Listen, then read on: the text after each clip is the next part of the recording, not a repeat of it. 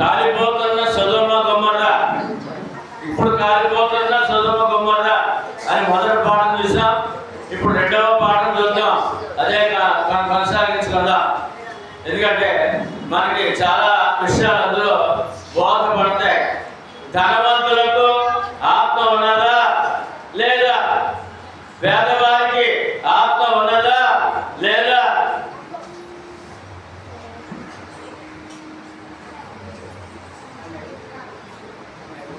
మరి ప్రతి ఒక్కరికి ఆత్మ ఉంటే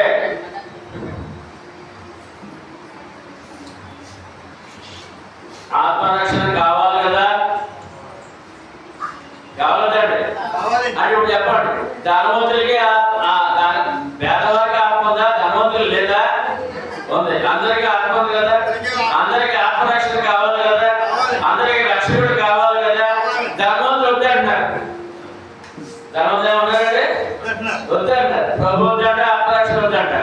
యోబు గ్రంథము 12వ అధ్యాయము 10వ వచనంలో జీవరాశుల ప్రాణమును మనుషులందరి ఆత్మలను ఆయన వశమునున్నది కదా.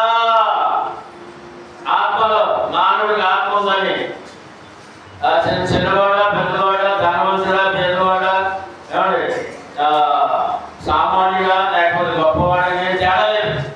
అందరికి ఆత్మ ఉంది. మనుషులందరి ఆత్మల మీద ఆయనకి అధికారం ఉంది. మనుషులందరి ఆత్మల మీద ఆయన వశంలో ఉన్నాయి. తప్పించుకునేవాడు ఎవడో లేడు. తప్పించుకునే అవకాశమా లేదు. కనుక ఎందుకంటే హెబ్రీయులకు రాసిన పత్రిక 2వ అధ్యాయం 9వ వచనంలో దేవుని కృప వలన ఆయన మనుషులందరి కొరకు తన ప్రాణము పెట్టెను అన్నారు. ప్రతి మనుషుల కొరకు. ఎంతమంది అక్కడే? అందులో జమీందారు లేడా? ధనవంతుడు లేడా? పేదవాడు లేడా? అందుకని ప్రతి మనుషుడు దేవుడికి సమాధానం చెప్పాల్సిన రోజు ఒకటి ఉంది. ఆయన అన్నాడు, నీ కొరకు ఒక పేదవాడా, దరిద్రుడా, బలహీనుడా, బలవంతుడా, మరి ధనవంతుడా నీ కొరకు ప్రాణం పెట్టాను అంటాడు ఆయన. మరి మీరు అక్కర్లేదంటే ఒకరోజు సమాధానం చెప్పే రోజు ఒకటి ఉంది. ఏమండి?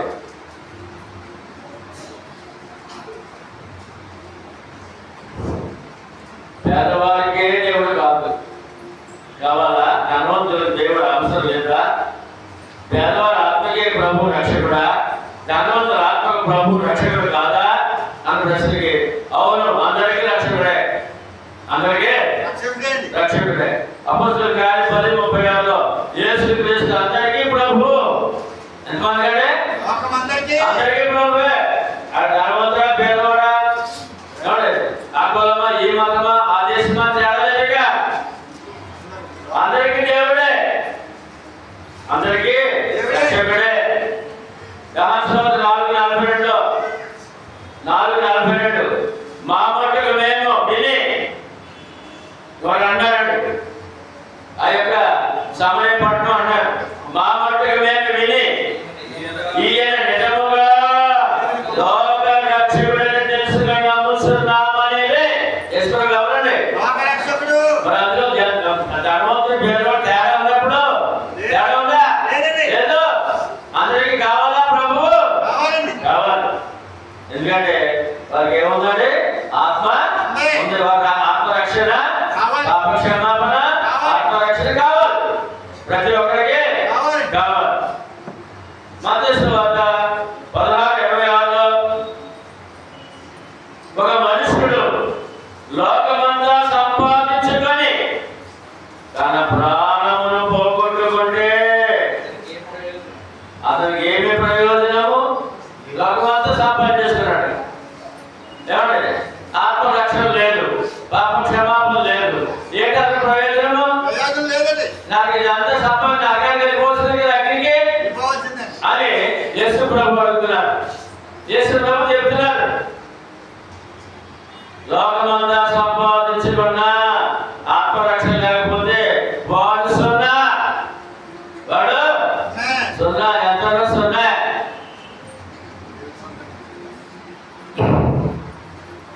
ఒక కీర్తన మనలో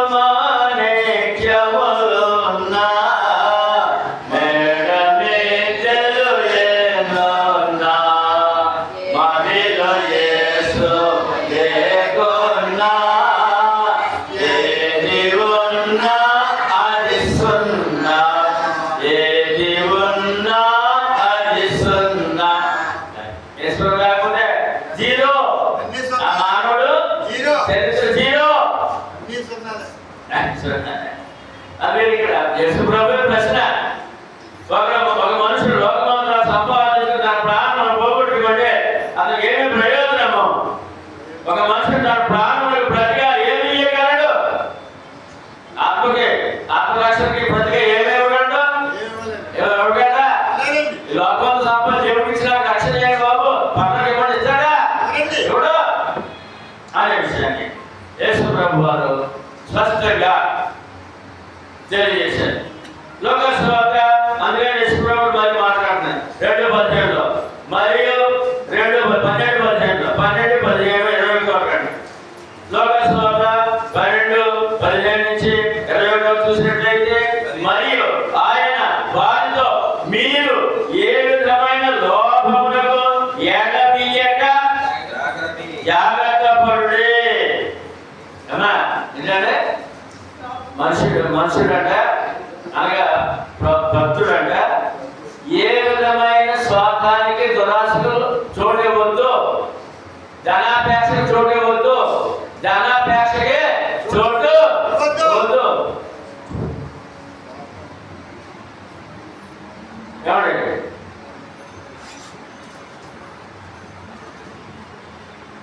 లోపల ఎడమీయక జాగ్రత్త పరుడి. ఎలా ఉండాలంటే దేవుడు కావాలంటే దేవుడి యొక్క ప్రేమ, పరలోకము, ఆశీర్వాదాలు కావాలంటే, అందరికీ భాగ్యాలు కావాలంటే స్వాతంత్రం కాకుండా, ధనాపేక్షతో కాకుండా, డబ్బు పిచ్చితో కాకుండా, డబ్బే దేవుడిగా కాకుండా జాగ్రత్తగా జీవించండి. జాగ్రత్త పరుడి. ఏంటంటే పరుడి. ఒకరిని కలిమి విస్తరించుట వారి జీవమునకు మూలము కాదు. ఒక కలిమి విస్తరించడం వల్ల ఇప్పుడు ఆత్మ నశించిపోతుంది. అంటే ఎందుకంటే దేవుడి మీద ధ్యాస లేదు, ధనం మీద వెళ్ళిపోయింది. దేవుడి మీద ప్రేమ లేదు, దాని మీద ప్రేమ వెళ్ళిపోయింది. దేవుడి మీద విశ్వాసం లేదు, ధనం మీద విశ్వాసం ఉంది. కనుక వాడు ఆత్మ నాశనం అవుతుంది, వాడు ఆత్మ నాశనం అవుతుందనే విషయాన్ని చాలా స్పష్టంగా ప్రభువు తెలియజేస్తారు. ఇక్కడ ఈ విషయంలో మాట చెప్తాం. అమెరికా దేశంలో అమెరికా ప్రజలందరూ కూడా ప్రభువుని నమ్మారు. దానికి ఆ దేశానికి పేరండి క్రైస్తవ దేశం అని పేరు. ఏం పేరంటే అంటే ప్రభువుని నమ్ముకున్నారు. ఆ దేశం అంతా ప్రధానితో సహా,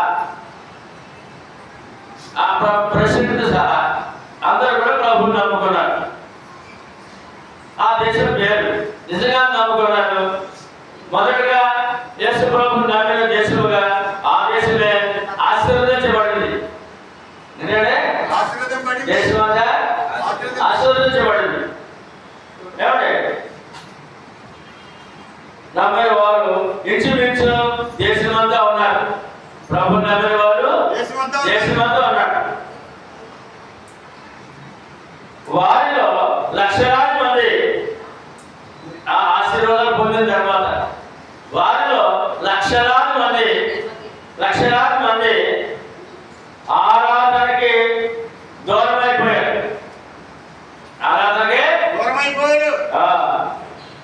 లక్షలాది మంది ఆదివారం ఆరాధన మానేశారు.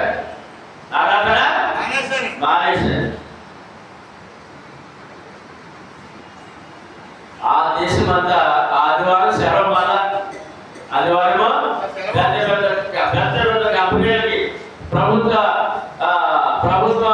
ఉద్యోగులకి, అన్ని సంస్థలకి సెలవండి. ఎందుకంటే అందరూ కూడా ప్రభువు నమ్మిన వారు అందరూ కూడా ఆదివారము మందిరానికి వెళ్ళి దేవుణ్ణి ఆరాధించుకోవాలని గొప్ప వెసులుబాటు ఆ దేశంలో ఉంది. అయితే వాళ్ళు ఏం చేశారంటే ఆశీర్వాదాలు పొందిన తర్వాత సుఖాలు ఎక్కువైపోయి, ఆరోగ్యము, అందము, ఐశ్వర్యం అంతా అలాగే ఉంది, ఎక్కువైపోయింది. మందిరానికి వెళ్ళకుండా ఆరాధన మానేశారు. ఆరాధన ఒకరిద్దరు కాదండి, లక్షలాది మంది అండి. ఎందుకంటే దేవుడితో పని లేదు, దేవుడితో దేవుడితో పని ఉండాలంటే మన దగ్గర రావాలి. ఆయన ఆజ్ఞాది, ఆయన ఆజ్ఞాది మందిరంలో ఆరాధనలో ఉండాలి నువ్వు. మరి అన్నీ వచ్చాయి కదా, ఇక దేవుడితో పని లేదు అని చెప్పి లక్షలాది లక్షలాది లక్షలాది మంది ఆరాధన మానేశారండి. ఎక్కడున్నారు వీళ్ళు? ఇదిగో లోకంలో ఉన్నటువంటి ఈ పబ్బుల్లో, క్లబ్బుల్లో, తాగుల్లో, తర్వాత ఏదో గేమ్స్ లో ఎక్కువ ఎంజాయ్ చేస్తున్నారు వాళ్ళు. ఆదివారమున ఎప్పుడంటే ఆ రోజులు మరి పడదు కదా, ఆరాధన దేవునితో కలిసి జీవించడం మానేసి, దేవుని సన్నిధిలో ఉండడం మానేసి ఎంజాయ్మెంట్ ఉన్నారు.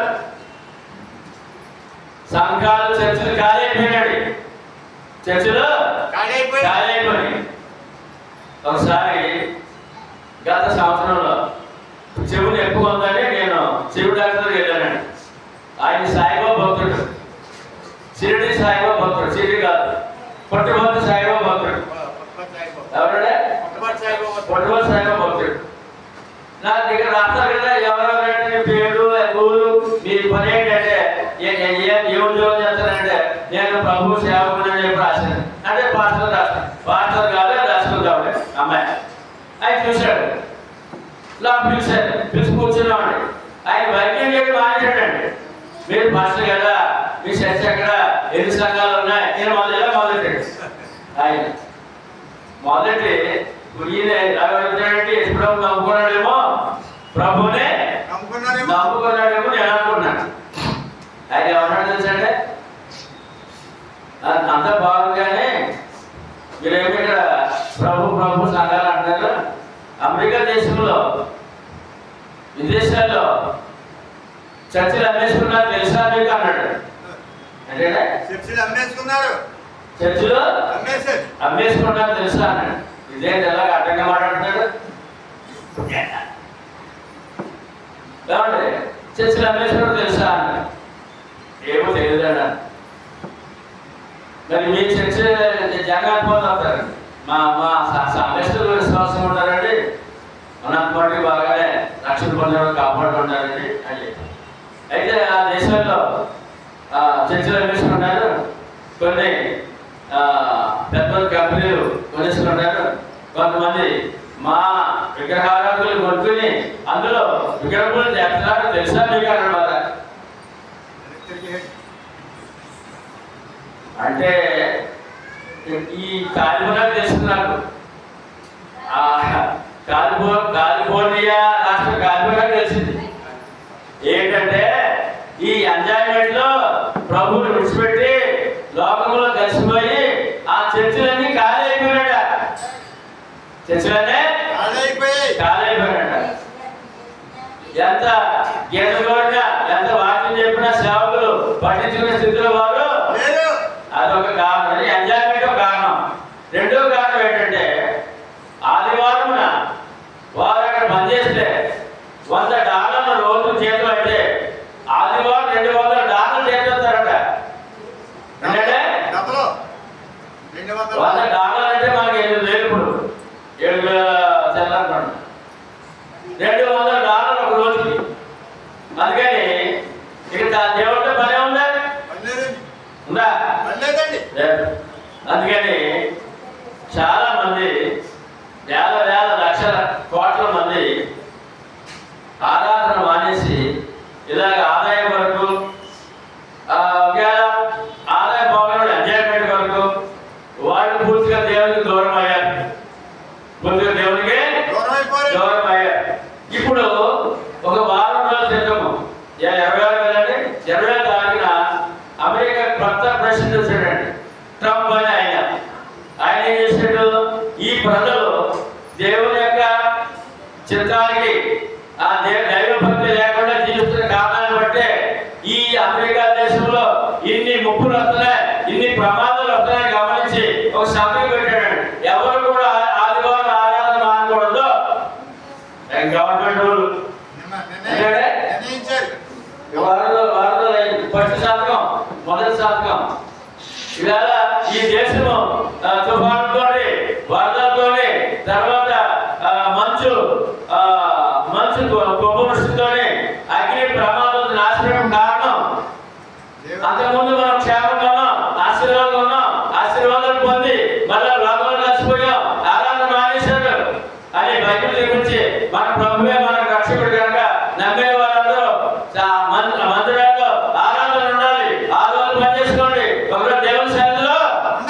ఉన్నాడని చెప్పి సంతకం పెట్టడానికి. ఎందుకు అలా వచ్చిందంటే వారందరూ కూడా ఆరాధన మానేశారు. అంటే దేవునికి దూరం అయ్యారు. ఎన్ని ప్రమాదాలు, ఎన్ని కష్టాలు, ఎన్ని నష్టాలు చెప్పనారు. అడవగానే జీవితంలో ఆ అమెరికా నాశనం అయిపోతుంది. దేవునికి దూరమైన కారణాన్ని బట్టి, ఆరాధనకి దూరమైన కారణాన్ని బట్టి, ఆరాధన లేకుండా జీవించిన కారణాన్ని బట్టి వారు నాశనం అవుతున్నారు అని ఆ ప్రెసిడెంట్ గుర్తించాడు. గుర్తించాడు. ఎలా జరుగుతుంది నష్టం? ఏంటి నష్టం? ఈ నష్టం కారణం ఏంటంటే మేమే, మా ప్రజలే నిజమైన దేవుడు నమ్ముకొని రక్షణ పొంది ఆ రక్షణ కాపాడుకోకుండా లోక సుఖానికి, ధనాపేక్షకి 100 రూపాయలకి 200 వస్తుందని చెప్పి ఆదివారం దేవస్థానంలో ఉండడం మానేసి 10 రూపాయలు రెడీలో అని చెప్పి ఆయన ఈ ప్రజలు బాగోవాలంటే దేవుని సన్నిధే. ఏంటంటే దేవుని సన్నిధిలోనే క్షేమం ఉంటాడు. ఏమన్నా ఎంత సంపాదించినా అగ్గిలో కాలిపోతే ఉపయోగపెట్టండి. ఎంత సంపాదించినా అగ్గిలో కాలిపోతే ఉపయోగపెట్టి ఎంత సంపాదించినా మంచుతో మొత్తం బిల్డింగ్ అంతా, ఆస్తి అంతా మంచులు కప్పబడిపోయింది. ఏదో ఉపయోగం అని చెప్పి గుర్తిరిగి, అందుకని ఈ ప్రభువారు కూడా 2000 సంవత్సరాల క్రితం ఏం చెప్పారంటే ఒక ధనవంతుడు తర్వాత 12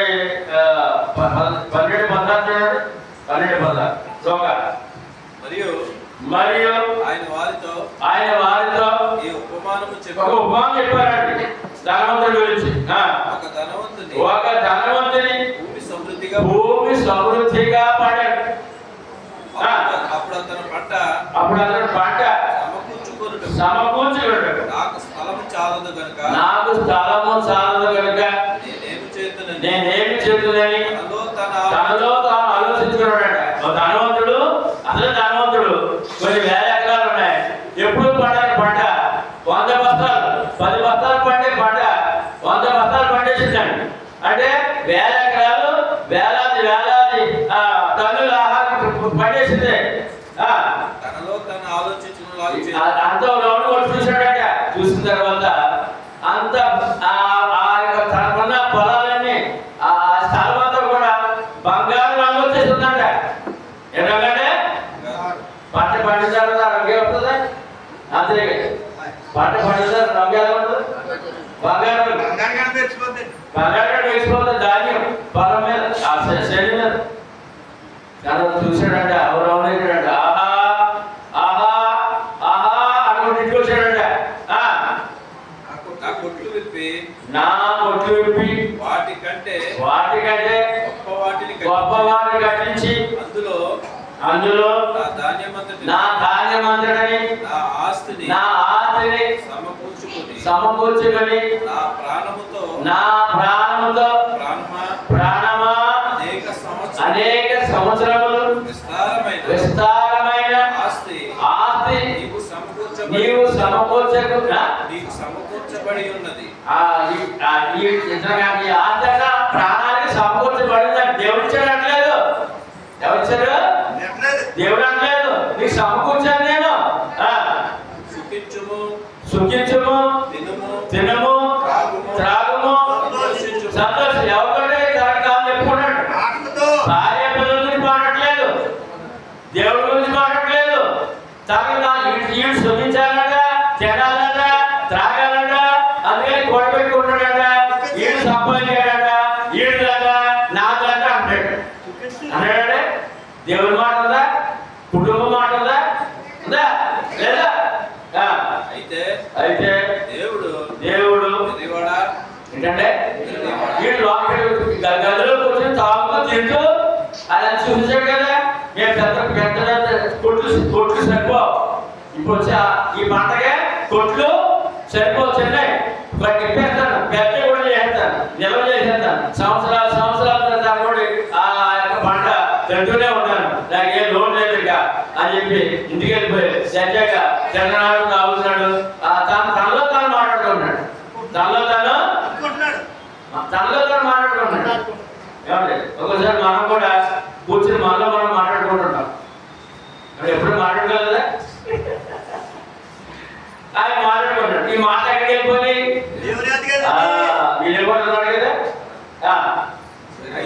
అయితే దేవుడు వేదివాడా ఆ మాట వెళ్ళిపోయి అక్కడికి దేవుడికి అంటే నేనేమో పండించాను పంట నేర్చానా, నువ్వు పండించావా, నువ్వు కొట్టు కడతావా, నువ్వే నిమిషం పెడతావా, ఎవరికి పెట్టవా, నేను ఇచ్చానని చెప్పవా, అందుకని ఓరి వేదివాడా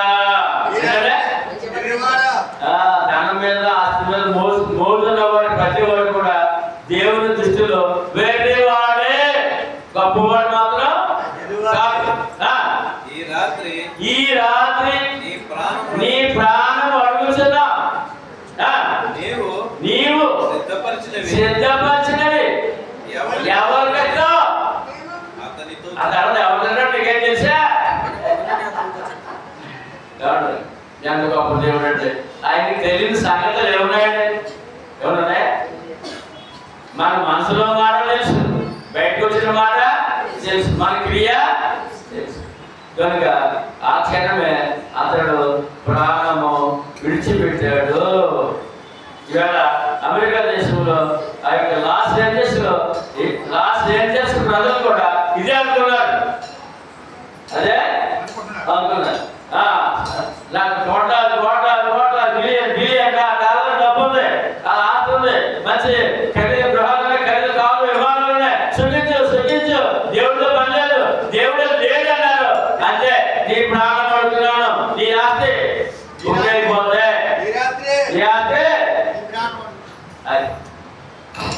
అన్నాడు అన్నమాట. దేవుడు లేని జీవితం ఏమంటే బుక్కి పాలు, దేవుడు లేని జీవితంలో బుక్కి పాలు మనకు సాగుతుందండి. మనం చేసిన కష్టం అంతా బూడిదలో పోసిన పన్నీరు అయిపోయినాడు. ఏంటంటే ఇప్పుడు అక్కడ లాస్ట్ ఏం తెలుసు, నేను అక్కడ ఉన్నప్పుడు ఇదే సామెత, ఎంత కాలం కష్టపడి సంపాదించిన గోడ పెట్టుకున్నారు, దేవుడు అని చెప్పేసి మేమే గొప్ప అని బూడిదలో పోసిన పని బూడిద అయిపోయింది అంత. కనుక ఈ వాక్యాలు బట్టి మనం చాలా జాగ్రత్తగా ఉండాలన్నాడు దేవుడు. ఎలా ఉండాలట? జాగ్రత్తగా ఉండండి అన్నాడు. మొదటి పత్రిక 6:17-19 నుంచి వస్తున్నాం. ఇహమందు ధనవంతులైన వారు గర్విష్ఠులు కాక, అంటే ఇప్పుడు పని చేయొద్దు, ఉద్యోగం చేయొద్దు, సంపాదించొద్దు అన్నాడు దేవుడు. అన్నాడా? కష్టపడాలి, ఉద్యోగం చేయాలి, వ్యాపారం చేయాలి, సంపాదించాలి, బాగా సంతోషంగా ఆరోగ్యంగా సమృద్ధి ఉండాలి. కానీ గర్వించకూడదు. ఏంటంటే గర్వించకూడదు. ఇప్పుడు ఈ మాట చూసినప్పుడు బైబిల్లో ఏమంటే అబ్రహాం గారు జమీందారు, మహాధనవంతుడు అబ్రహాం గర్వించలేదు. దేవుని సేవ చేసిన చనిపోయేవాడు దేవుని సేవ చేస్తున్నాడు. ఏమంటే ఆయనకున్న ఆస్తి ఎంత? ఒక రాజుతో సమానం. అయినప్పటికీ ఆయన భక్తిగా జీవించాడు, గర్వం లేకుండా జీవించాడు. ఒక్కొక్కసారి ఆ అబ్రహాముని పరీక్షించాడు దేవుడు. నీ ఒక ఏకైక కుమారుడిని నాకు బలిగా అర్పించాడు. అప్పుడు కూడా నాకు అంత అర్థం ఉంది, నాకు కొడుకున్నాడు, నా కొడుకు నీకేంటికి ఇవ్వాలి, నీతో బలి అనేది అల్లదైనా అన్నాడండి.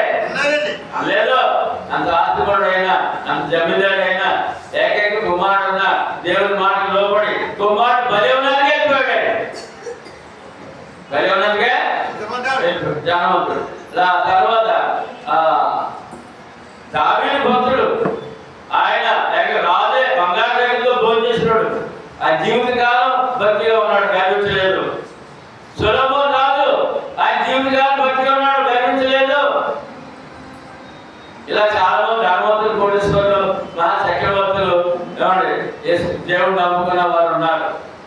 ధనం ఉంటే దేవుడు అక్కర్లేదు అనలేదాడు అన్నారా? లేదు అనే విషయాన్ని మనం చూస్తున్నాం.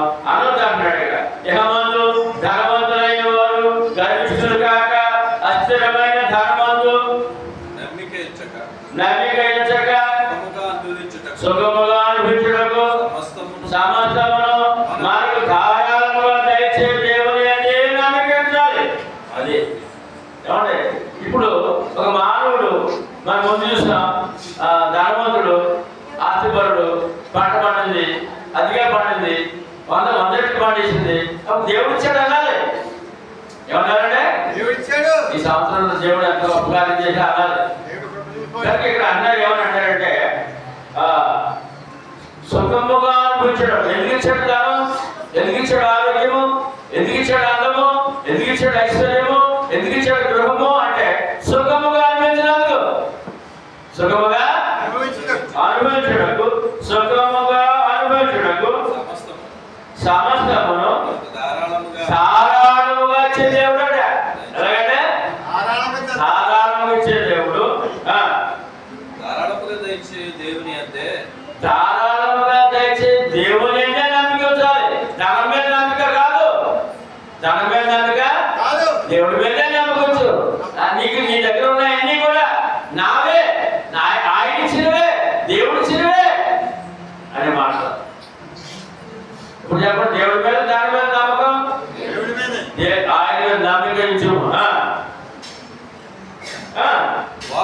వారు వాస్తవమైన జీవమును సంపాదించుకొని నిమిత్తము రాబో కాలమునకు, ఏ కాలం ఇక్కడ ధర్మతో ఇక్కడ అనుభవించి మన రాబో కాలం ఏంటది పరలోకము. ఎందుకంటే రాబో కాలమందు మంచి పునాది తప్పకుండా వేసుకొనొచ్చు. ఈ ధర్మతో, ఈ ఐశ్వర్యంతో, ఈ ఆరోగ్యంతో, ఈ అందముతో అనుభవిస్తూ మన పరలోకానికి పునాది వేసుకోవాలంట. పరలోకానికి పునాది వేసుకోవాలంట. పరలోక ప్రయాణానికి సిద్ధపడాలంట దేవుడు నీకు ఇచ్చిన వాటితో. తర్వాత పునాది వేసుకొని మేలు చేయి. డబ్బులు ఏం చేయాలంటే ఇతరులకు మేలుకరంగా ఉండాలన్నమాట. మేలు చేయవారును సత్క్రియలను ధనము గలవారును. ఏ క్రియలు ఉండాలి ధనవంతుడికి? డబ్బు పుష్కలంగా ఉంది. ఆ ధనముతో మేలు చేసేవారు ఉండాలి. ఆ ధనముతో మంచి క్రియలు చేసేవారుగా ఉండాలి. ఔదార్యము గలవారును. ఔదార్యము అంటే జాలి, కనికరము, దయగల మనసు. తమ ధనములో ఇతరులకు పాలించేవాడు. అంటే మా కష్టంలో, నష్టంలో ఉన్న వారికి, ఇబ్బందులు ఉన్న వారికి ఎవరు సహాయం చేసేవాడుగా పాలించేవాడును అయి ఉండవలను అని వారికి ఆజ్ఞాపించము. ఎవరైనా భక్తులు ఉంటే 2 ఆజ్ఞలండి. ఏంటది? దేవుని అయితే నమ్మిక వచ్చే డబ్బు మీద కాదు, ఆజ్ఞాపించు. దేవుని అయితే నమ్మిక వచ్చేమని ఆజ్ఞాపించు.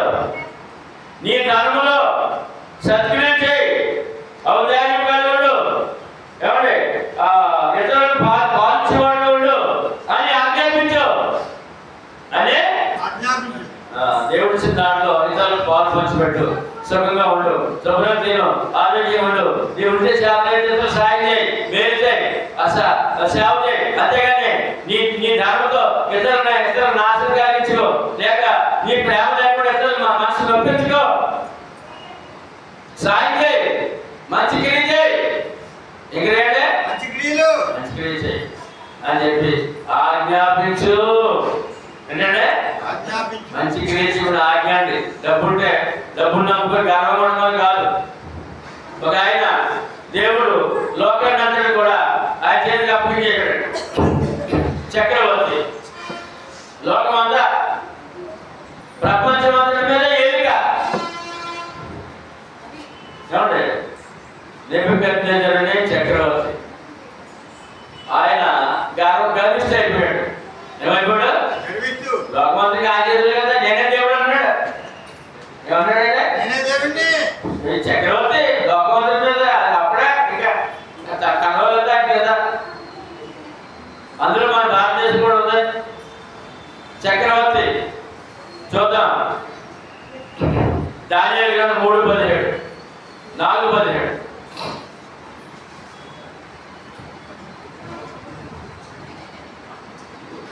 చాలా ఈ ఆజ్ఞ జాగరకు 4:37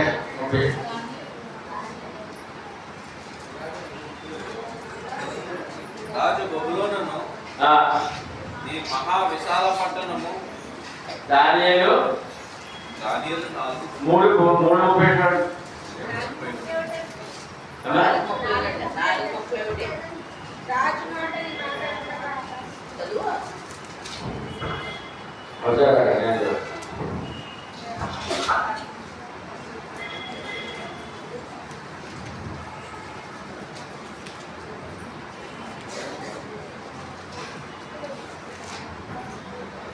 రాజు నోట ఈ మాట ఉండగా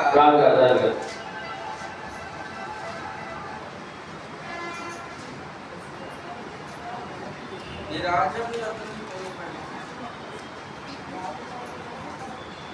4:37 అంటే అదే ఎలాగూ నెబుకద్నెజరును నేను పరలోకపు రాజు యొక్క కార్యములన్నీ సత్యములను ఆయన మార్గములు న్యాయములై యొన్నవనియు గర్వముతో నటించు వారిని ఆయన అనపశక్తుడనియు ఆయనను స్తుతించుచు కొనియాడుచు కనపరుచుచున్నాను.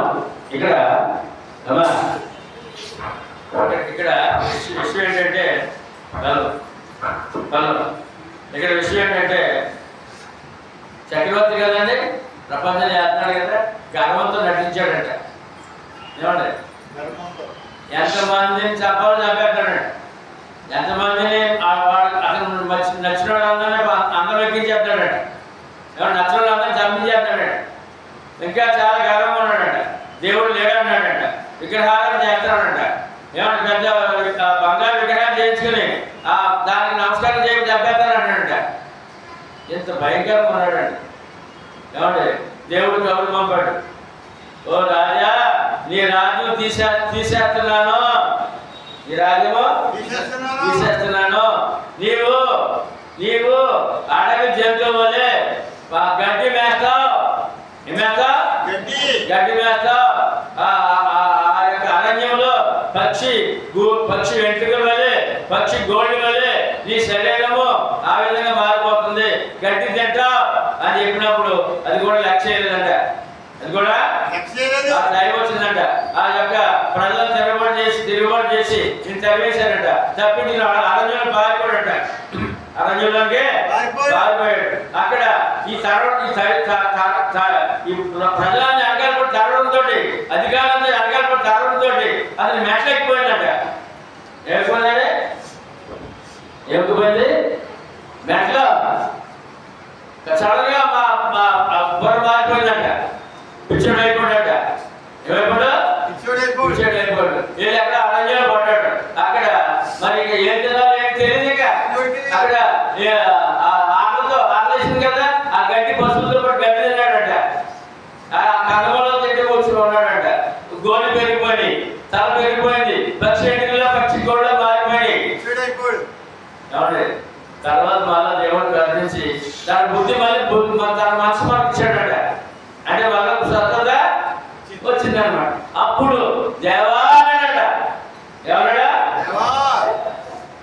అప్పుడు అన్నాడట, దేవా గొప్ప దేవుడు ఆయన మీరు అన్నాడట. అప్పుడు మళ్ళీ మామూలు మనసు వచ్చిందట. మళ్ళీ తరివేసుకోండి, ఎక్కడో వెతుక్కొని తీసుకొచ్చి మళ్ళీ అన్ని శుభ్రంగా తన స్నానాలు చేసి శంభాలను కూర్చోబెట్టాడు. అప్పుడు చెప్తున్నాడు ఈ మాట, ఏమని? గర్వముగా నటించు వారిని, ఏంటంటే మీరేమో భూలోకం రాజు ఉన్నాను నేను, మీరు పరలోకపు రాజు అన్నాడు దేవుడిని. ఎవరనే? అప్పుడు అన్నప్పుడు మొట్టికాయ వేసిన తర్వాత ఏమేసిన తర్వాత గట్టి మొట్టికాయ మామూలు కాదు, మతిపోయే మొట్టికాయ, మతిపోయింది, పోయింది. అప్పుడు అన్నాడండి ఏమని? ఇప్పుడు అందరూ చెప్పండి మాట, ఎలాగో నెబుకద్నెజరును నేను పరలోకపు రాజు యొక్క దేవుడు ఎవరంటే కార్యములన్నీ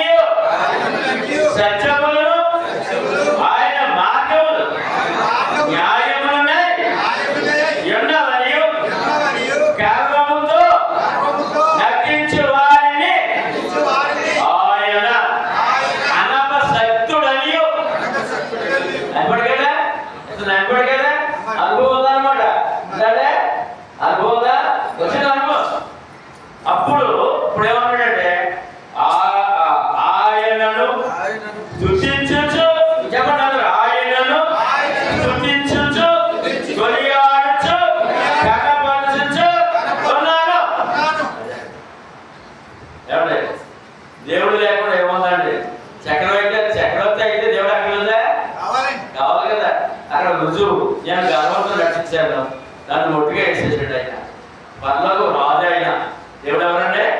పర్లోకి రాజు అని చెప్పి ఒక చక్రవర్తి ఒప్పుకున్నాడండి. కనుక మనం ఎంత జాగ్రత్తగా ఉండాలి అని అంటే ఇవాళ ఆ యొక్క హాలీవుడ్ ఆ ప్రాంతం అంతా కూడా ఇలాగ గమనించారు. మొట్టిగా పడిపోయింది. రోడ్డు మీద వచ్చి మాట్లాడినప్పుడు ఇప్పుడు రోడ్డు మీద కొన్ని లక్షల మంది రోడ్డు మీద మోకరించి ప్రభువా క్షమించు, ఆదరించు, రక్షించు అన్నారు. ఎప్పుడు ఒట్టిగా పడ్డాం. ఎప్పుడంటే ఒట్టిగా పడ్డా. కనుక ఈ పాఠాలు మనకు ఎంతో అవసరమైన ఆశీర్వాదకరమై ఉంటాయి. ఎందుకంటే ఏ విషయంలో కూడా మనం గర్వించినందుకు వీలు లేదు. గర్విష్ఠులుగా ఉండకూడదు. తిరుగుబాటుగా కుటుంబం మీద కానీ పెద్దల మీద కానీ దేవుడి మీద తిరుగుబాటు చేయకూడదు. శాపమంది లోకాసు వార్త 6వ అధ్యాయము 24-25 వచనాల్లో అయ్యో ధనవంతులారా యెషుప్రభు అంటారండి. ఎవరన్నారండి? అయ్యో ధనవంతులారా మీరు కోరిన ఆదరణ మీరు పొంది ఉన్నారు. ధనం కావాలనుకున్నా ఇచ్చారు, అనుభవించారు. పరలోకం లేదు, నరకమే అన్నాడు యేసుప్రభు. సరే అర్థమైందా? అయ్యో ధనవంతులారా మీరు కోరిన ఆదరణ మీరు పొంది ఉన్నారు. కనవడి గారు సుఖాలు ఎక్కడ ఇచ్చారు, అనుభవించారు. పరలోకం లేదు, పరలోకమా లేదు, అనుభవించండి, పొంది ఉన్నారు. అయ్యో ఇప్పుడు కడుపు నిండి ఉన్నవారున్నారా మీరు ఆకలి గొంతులు. ఏంటంటే ఇప్పుడు ఈ వాక్యము ఇప్పుడు అమెరికా ప్రజలు సరిపోతుందా లేదా? సరిపోదు. అయ్యో ధనవంతులారా మీరు కోరిన ఆదరణ మీకు పొంది ఉన్నారు. అయ్యో ఇప్పుడు కడుపు నిండి ఉన్నవారున్నారా మీరు ఆకలి గొంతులు. అయ్యో ఇప్పుడు ఏమంటే నవ్వుతున్న వారున్నారా మీరు దుఃఖించి ఏడుతారు. ఎన్ని నవ్వులాడు అక్కడ ఆ సభలో? ఎన్ని నవ్వులు? దేవుడి మీద ఏళ్ళగా నవ్వులు అన్నాడు ఇక్కడ దేవుడు. అయ్యో ఇప్పుడు నవ్వుతున్న వారులారా మీరు దుఃఖించి ఏడుతారు. దుఃఖించే కనుక కనిపించేవాడు దేవుడే, సుఖాలు ఇచ్చేవాడు దేవుడే. అందులో మునిగిపోయి దేవుడిని దూరం చేసుకుంటే, దేవుడిని నిర్లక్ష్యం చేస్తే, దేవుడిని అవమానం చేస్తే లాస్ట్కి దుఃఖమే. మరి ధనవంతులారా నేను ఇచ్చాను, ఆదరణ పొందాడు, చాలా సరిపెట్టుకోండి. పరలోకం లేదు, ఇంకా పరలోకము లేదు. ఇక్కడ యుగాలు అగ్నిలో ఏడవలసిందే, అగ్నిలో కాలవలసిందే అని చెప్పి ధనవంతులు వాళ్ళు అనిపించే సుఖాలు బట్టి దేవుడిని మర్చిపోయిన విధానం బట్టి యేసుప్రభు వారిని వార్నింగ్ ఇస్తున్నాడు. ఇక్కడ వార్నింగ్ ఇస్తున్నాడు. గత 6-7 మోసపోకుడి, దేవుడు వెక్కిరింపబడ్డాడు. ఎవరు వెక్కిరించాడు? ఇప్పుడు దేవుడు వెక్కిరించబడ్డా, ఏడు ఎక్కిరించబడ్డాడు. ఇప్పుడు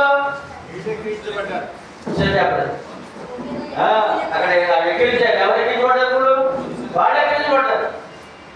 2000 సంవత్సరాల నుంచి చెప్పిన మాట ఇది. అయ్యో మోసపోకుడి, దేవుడు వెక్కిరించబడ్డాడు. మనుషుడు ఏమి విత్తునో ఆ పంటనే. అంతే. ఏమిస్తా ధాన్యం వచ్చింది, గోధుమ వేసిన గోధుమ వచ్చింది, ఏమంటే కొబ్బరి మొక్క వేసిన కొబ్బరి మొక్క వచ్చింది, ఏమంటే పాపం పాపం వచ్చింది, దర్శనం వచ్చింది, మోటాతం వచ్చింది, గర్వమే వచ్చింది. ఇవాళ మా కళ్ళలో కూడా ఉన్న కార్యక్రమాలు అంటే అన్నీ కూడా ఏమండి. అందుకని మోసపోకండి, ధనంతో మోసపోకండి. దేవుడు ఉన్నాడండి, ఆయన నమ్మండి. ధనము నేను దేవుడు ఇచ్చింది అనండి. ధనం ఉంటే దేవుడు ఇచ్చింది అనండి. దేవుడికి భారమేయండి, అన్ని విషయాలు దేవుడికి భారమేయండి. నేను గొప్ప అనకండి అని చెప్పి ఈ వాక్యం మనకు చాలా స్పష్టంగా తెలుస్తుంది. దేవుడిని ఏమండి వెక్కిరించే పనులు ఏం చేయకండి. విక్రించే పనులు దేవుని స్థానం తల్లిదండ్రులు ఉన్నారండి. దేవుని స్థానంలో తల్లిదండ్రులు ఉన్నారండి. వెక్కిరించి పని చేయకూడదండి. తల్లిదండ్రులు వెక్కిరించకూడదండి, అవమానపరచకూడదండి. ఏమండి దేవుని స్థానంలో పెద్దలు ఉన్నారండి, వారిని ఏమీ అవమానపరచకూడదండి. దేవుని స్థానంలో వృద్ధులు ఉన్నారండి, వారిని అవమానపరచకూడదండి. దేవుని స్థానంలో భక్తులు ఉన్నారండి, వారిని అవమానపరచకూడదండి. చూసారా? గౌరవించాలిదా? చెప్పండి. గౌరవించాలి. కనుక దేవుడు వెక్కిరించబడడం ఏమండి మనుషుడు ఏ వ్యక్తిని ఆపడనే కోపం ఉన్నావా, కోపం అవుతుంది నీకు తిరిగి. ఏమండి దేశం దేశం అవుతుంది తిరిగి. అవమానం చేస్తానికి అవమానం తిరిగి వస్తుంది. కాబట్టి ప్రేమించడం ప్రేమ తిరిగి వస్తుంది. అనే విషయాన్ని దేవుడు వెక్కిరించబడడం. ఏమి విత్తుతున్నావో అదే పంట. ఎంత క్లియర్గా చూడండి. ఈ మాట ఇంకా క్లియర్గా ఇంకో మాట ఉందండి. మొదటి కొరింథీయులకు రాసిన పత్రిక, కొరింథీయులకు రాసిన మొదటి పత్రిక 12:22 ప్రభువునకు రోషం పుట్టించదమా, ఆయన కంటే మనం బలవంతులమా? ప్రశ్న, రెండు ప్రశ్నలు. ప్రభువునకు రోషము పుట్టించదమా? పాపం వేరు, రోషం వేరు. ఏమండి కోపం వేరు, రోషం వేరు. అంటే రోషం అంటే కోపం కంటే 100 రెట్లు వేరెట్లు. ప్రభువునకు రోషం పుట్టించదమా, ఆయన కంటే బలవంతులమా? చెప్పండి. ఇప్పుడు లోకంలో ఏ మానవుడైనా దేవుడి కంటే బలవంతుడా? చక్రవర్తి ముందు మన మాట నెబుకద్నెజర్ చక్రవర్తి చూసాం. అతను దేవుడి కంటే బలవంతుడా బలహీనుడా? అప్పుడు ఏమన్నాడు? శిక్ష అనిపించిన తర్వాత పరలోకం రాదు అన్నాడు దేవుడిని. అంతకుముందు నేనే అన్నాడు. నేనే అన్నాడు. బాగా తల తిరిగిపోయింది. తలకెత్తే ఇలా ఇలా అన్నాడు అన్నమాట. ఆ తల ఏమంటే అది ఎక్కలేసి మొట్టుకేసిండే. కనుక దేవునికి రోషం పుట్టించడమా, ఆయన కంటే బలవంతులమా? ప్రశ్నకి సమాధానం మీరు చెప్పాలి. చెప్పండి. దేవుడి కంటే బలవంతుగా మనం? లోకంలో ఎవరైనా బలవంతుగా? మరి ఎవరు బలవంతులు? దేవుడా మానవుడా? దేవుడా ధర్మంతుడా? దేవుడే అధికారా? దేవుడే ఈ యొక్క పరిపాలించేవాడా? ఎవరు బలవంతులు? ఆయన ఎదురు చేసా. మరి ఇప్పుడు ఏం చేశారు? అక్కడ ఏం చేశారండి?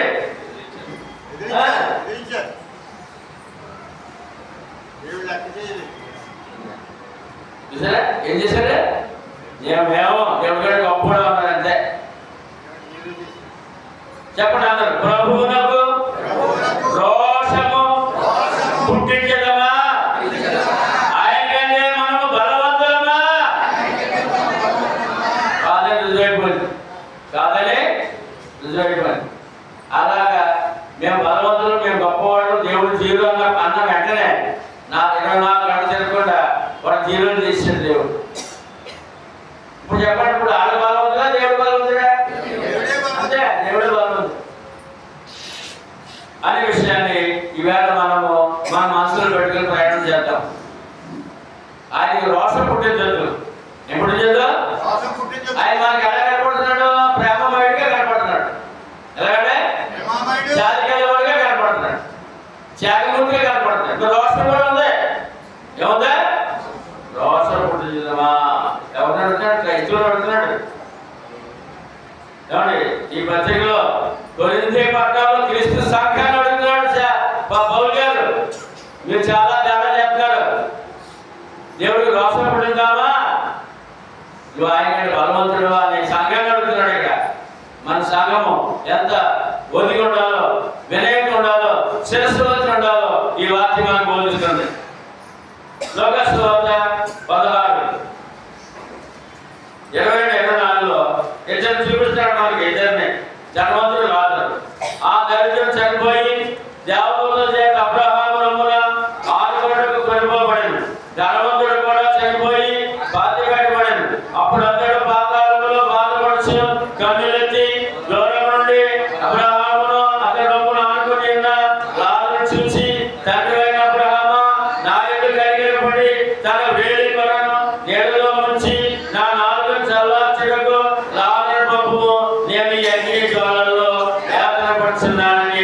కేకలు వేసి చెప్పాడు. సరే, ధనవంతుడికి ఎక్కడున్నాడు? ధనవంతుడు ధనాన్ని నమ్ముకున్నాడు, సర్వసుఖాలు అనుభవించాడు. దేవుడు వీడన్నాడు, దేవుడితో బయలుదేరి అన్నాడు. క్రీస్తు పూర్వము ఎప్పుడంటే క్రీస్తు పూర్వము చనిపోయిన నువ్వు చేసుకోవడం చెప్తారండి. ఆత్మకాలు ఇద్దరు ఒకే చోట ఒకే స్థానంలో ఉన్నవారు ఇద్దరు, ఒక పేదవాడు ఒక ధనవంతుడు, ఒక పేదవాడు ఒక ధనవంతుడు. ధనవంతుడు కాలిపోతాడని చెప్తాడు ఇక్కడ. ఆత్మ ఏంటంటే అతను చనిపోయాడు, పాతి పెట్టాడని కూడా చెప్తాడు. ధనవంతుడు చనిపోయి పాతి పెట్టబడ్డాడు. అక్కడ అయిపోలేదు మానవ జీవితం, ఇంకా మిగిలింది. ఏది మిగిలింది? ఆత్మ.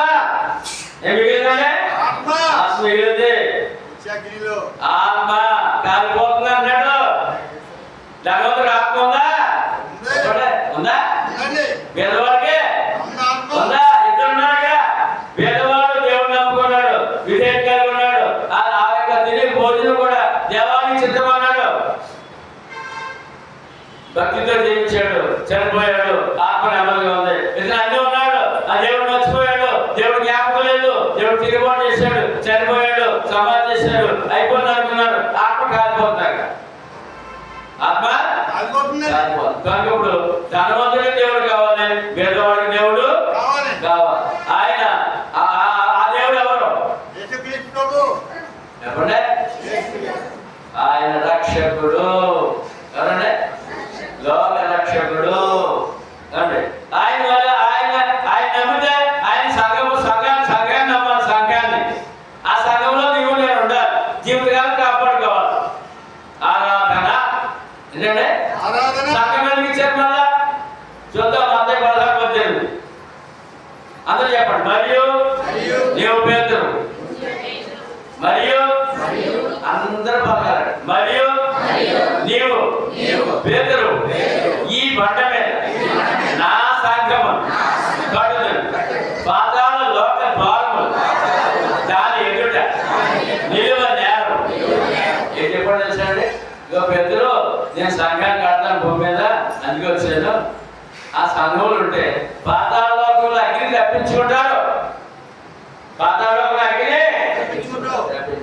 ఇప్పుడు ధర్మంలో ఎక్కడున్నాడు? అగ్నిలో. ఎందుకు సంఘం కట్టాలి? ఎందుకు ప్రభుని నమ్మాలి? ఎందుకు క్రీస్తు సంఘంలో ఉండాలంటే ఆత్మ కాలిపోకుండా, పాతాళంలో అగ్ని ద్వారా కాలిపోకుండా ఆయన సంఘంలో ఆరాధన అవసరమా? ఎంత చక్కగా వేళ చూడండి. మరి చాలా ఆశ్చర్యంగా ఉంది. ఈ పాఠంగానే మీరు స్పందించిన విధానం చూస్తే నాకు ఆశ్చర్యం వేసిన ఆనందం అయిపోతున్నాను.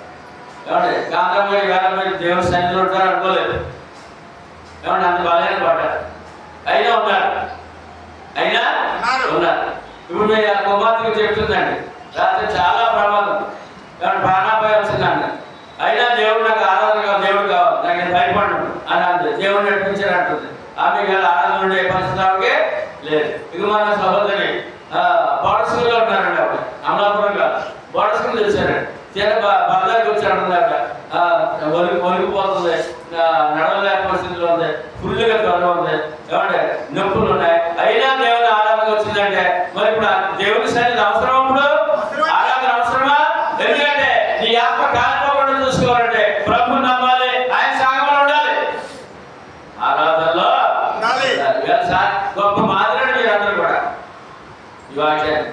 ఏమంటే అందుకని అక్కడ ఆరాధన మానేసినప్పుడు అక్కడ ఒక ఆ యొక్క ప్రెసిడెంటే ఆ దేశానికి అందుకాక మీరు అందరూ ఆరాధన అన్నాడు. బాబు ఎక్కడంటే క్షేమం ఉంటారు, ఆరాధన అంటే క్షేమం ఉంటారు బాబు అని చెప్పి ఆయన చూపిస్తున్నాడండి. ఇప్పుడు చెప్పండి, ప్రభు అవసరమా? ఆయన సంఘం అవసరమా? ఆయన ఆరాధన అవసరమా? ఆయన సన్నిధి అవసరమా? దానికి బాబు చెప్పారండి. ఏమండి గలతీ 6:7 ఇక్కడ ఎందరూ చూసాం. ధనవంతుడు రాత్రుడు ఒక ఆత్మలో ఒక ఆయన ఏమో నెమ్మది పొందుతున్నాడు, కూర్చున్నాడు. ఒక ధనవంతుడు కాలిపోతున్నాడు, యాతన పడుతున్నాడు చెప్పినప్పుడు మనం నమ్మాలందా? ఆత్మ ఉందా లేదా? ఆత్మకు శిక్ష ఉందా లేదా? రక్షణ ఉందా లేదా? రక్ష శిక్ష ఏది కావాలి? అదే ఈ యోధా పత్రికలో యోధా పత్రిక 7వ వచనము, ఆ ప్రకారముగానే యోధా పత్రిక హెబ్రీలు కానీ అక్కడ ఉంటుంది. యోధా తర్వాత హెబ్రీ ప్రకటన ముందు యోధా 7వ వచనం, ఆ ప్రకారముగానే సొదొమ గొమొర్రాలు వాటి చుట్టుపక్కలనున్న పట్టణములను వీరి వలనే వ్యభిచారం చేయించు పర శరీరానుసారులైనందున నిత్యాగ్ని దండన అనుభవించుచు దృష్టాంతముగా ఉంచబడెను. ఏమండి? ఇశ్రాయేలు ప్రజలను చూపించి యోధా అనే శిష్యుడు యేసుప్రభు సహోదరుడు, యాకోబు సహోదరుడు పత్రిక రాశాడు వాళ్ళకి. ఏమనంటే సొదొమ గొమొర్రా కాలిపోయింది కదా, జ్ఞాపకం చేసుకోండి.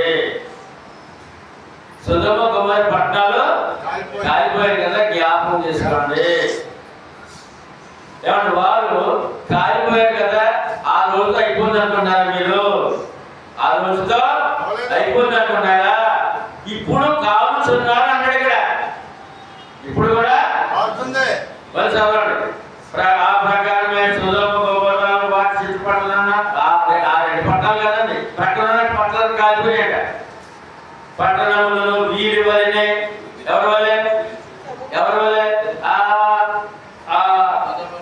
సొదొమ గొమొర్రా పట్టణాల్లో ఉన్న వ్యభిచారం వలె ఈయన కూడా వ్యభిచారం చేస్తారు.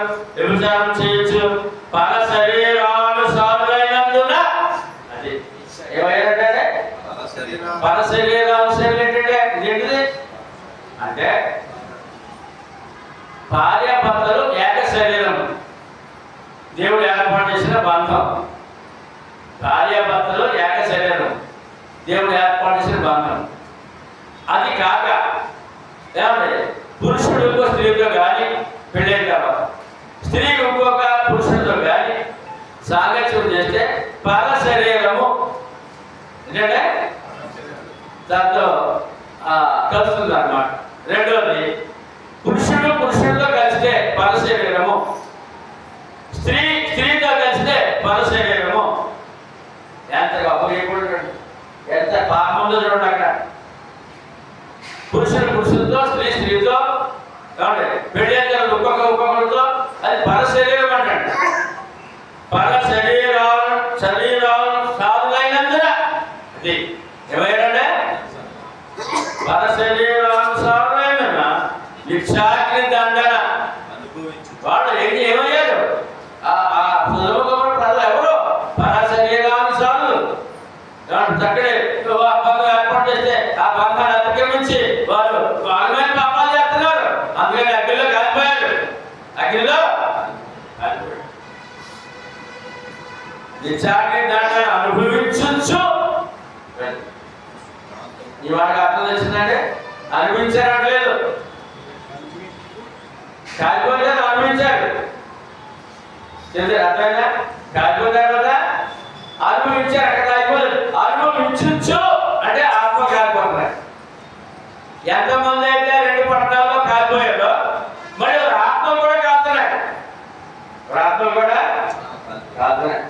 అనుభవించు దృష్టాంతముగా ఉంచబడిన జాగ్రత్త. ఇది సొదొమ గొమొర్రా కాలిపోయిన జనాలు ఇప్పటికి క్రీస్తు పూర్వం 2000 సంవత్సరాలు అయింది కాలిపోయి. క్రీస్తు పూర్వము 2000 సంవత్సరాలు అయింది కాలిపోయి. ఆ బూడిదగా ఉంది, సాక్షి ఉంది, ఆ ప్రదేశాలు ఉన్నాయి. ఇప్పుడు కూడా 2000 సంవత్సరాల నుంచి 4000 సంవత్సరాల వరకు గడ్డి పరక కూడా మొదలేదు. గడ్డి పరక కూడా మొదలేదు. ఉంది అక్కడ స్థలం, అగ్ని ఉంది, అగ్ని గంధం ఉంది అక్కడ 2000 సంవత్సరాల క్రితం. తర్వాత ఈ యోధా పత్రిక క్రీస్తు శకం 80 సంవత్సరాలు చెప్పాడు. ఎప్పుడంటే క్రీస్తు శకం సంఘం స్థాపించిన తర్వాత 50 సంవత్సరాలకి చెప్పారండి ఈ మాట. ఏంటి మళ్ళా మనకి జ్ఞాపకం చేశారు. ఈ మాట చెప్పిన తర్వాత ఈ రోజు వరకు ఈ సంవత్సరం వరకు 1945 సంవత్సరాలు అయిందండి. 1945 సంవత్సరాలు అయిందండి. మొత్తం ఈ సొదొమ గొమొర్రా కాలిపోయిన సంవత్సరము ఈ సంవత్సరానికి 4025 సంవత్సరాలు అయిందండి. అంటే 4025 సంవత్సరాల నుంచి ఆ రోజు కాలిపోయిన వాళ్ళు ఆ వారి ఆత్మలు 4025 సంవత్సరాల నుంచి కాతానే ఉన్నాయి. కానీ భయపడదా? ఆ రోజు అయిపోలేదు. ఆ రోజుతో 4025 సంవత్సరాలు కాతానే ఉన్నాయి. ఇప్పుడు కూడా ఈ రోజు ఈ వాక్యం చదివేటప్పుడు సొదొమ గొమొర్రా ప్రజల యొక్క ఆత్మలు కాతున్నాయి. ఇప్పుడు చెప్పండి, భయపడాలి దేవుడు వద్దా? చాలా చిన్న చూపు అంటే దేవుడు అంటే ఇంకా తీరా నమ్మితే ఆరోగ్యం వరకు పిల్లల వరకు ఏమండి భర్తలు బాగా ప్రేమి భార్య భర్త వరకు ఇలా చెప్తారండి. చిన్న చిన్న మాటలే, చిన్న చిన్నే ఏంటయ్యే ఉద్యోగం వరకు చిన్న చిన్న మాటలే, పెద్ద మాటలు కాదు, పెద్ద గోపులు కాదు. ఈ ఆత్మ కాలిపోకుండా పెద్ద మాట, పెద్ద వరం. నా భాష అర్థమైందంటే సొదొమ గొమొర్రా ప్రజలు కాలిపోయినది 4025 సంవత్సరాలు అయిపోయింది. కాలంతో అయిపోలేదు. వారి ఆత్మ ఇప్పటికీ కాలుతుందని గ్రంథపరంగా తెలియజేయబడదు. చూడండి, రైతులు పంట పండకపోతే సరిగ్గా అప్పులు బాగాలేదు, చనిపోతే అక్కడ రోజులు మొత్తం గొడవ పడ్డారు, ఆత్మహత్య చేసుకుంటారు. స్త్రీలు భర్త మీద పిల్లల మీద ఏదైనా కోపం వచ్చినా తట్టుకోలేక ఏదో ఫైర్ చేసుకుని చచ్చిపోతున్నారు. అంటే అక్కడ అయిపోతుందండి, అక్కడ అయిపోయి గొడవ వదిలిపోయింది అనుకుంటారు. కానీ ఆత్మ మిగిలి కదా, ఏంటంటే ఆత్మ కదా, దానికి రక్షణ సంపాదించుకున్నావా? ఆత్మదాన్ని మర్చిపోయావా? ఇవాళ క్రైస్తవులు కూడా అక్కడ అగత్యం చేసే పరిస్థితులు ఉన్నారు. అది ఎంత మాత్రం సరైనది నిశ్చేదంటే అది పాపం. ఇప్పుడు యోధ ఆత్మ చేసుకున్నాడు యేసుప్రభు శిష్యుడు. అంత ఆత్మ కాలిపోతుందని చెప్పారు బైబిల్లో. అంత ఆత్మ కాలిపోతుందని చెప్పారు. ఆ దేవుడిచ్చిన ఆ స్థానం పొందలేదంట. కనుక చనిపోయి ఆ రోజులో వెళ్ళిపోతాడు అనుకున్నారు. కానీ చనిపోయిన తర్వాత ఆత్మకు శిక్ష ఉంది. ఆ రక్షకుడు కావాలి, రక్షకుడు కావాలి. అంతమందికే ధనవంతులకి పేదోడికి ఆదికాండం 13:13 మరి సొదొమ ప్రజలు వాడు చూద్దాం. దేవుడు ముందే చెప్పాడు, సొదొమ మనుషులు దుష్టులు. ఎవరంటే దుష్టులను యెహోవా దృష్టికి బహు పాపులు. పాపానికి శిక్ష ఉందండి. పాపానికి శిక్ష ఆ శరీరానికి ఉంది, ఆత్మ ఉంది. పాపానికి శిక్ష శరీరానికి ఉంది, ఆత్మకు ఉంది అని చెప్పడం ముందుగానే వారి అగ్నిలో కాల్చే ముందే చెప్పారండి. వాడు ఎవరు, వాడి పరిస్థితి ఏంటి?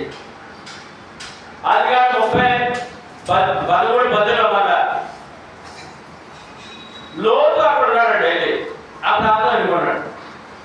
లోతు తన కన్నులెత్తి యొర్దాను ప్రాంతం అంతటిని చూసింది.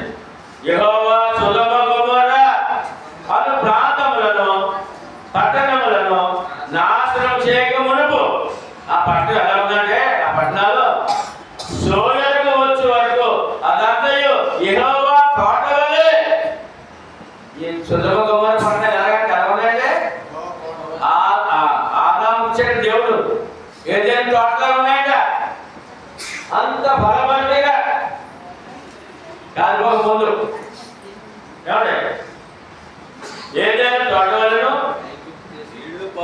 నీళ్లు పారు దేశమై ఉండెను. దేశమైనది. కాబట్టి కాబట్టి లోతు ఆ, తనకు యోర్దాను ప్రాంతం వద్ద అన్నాడు యెహోవా తోట వలెను ఐగుప్తు దేశం వలెను.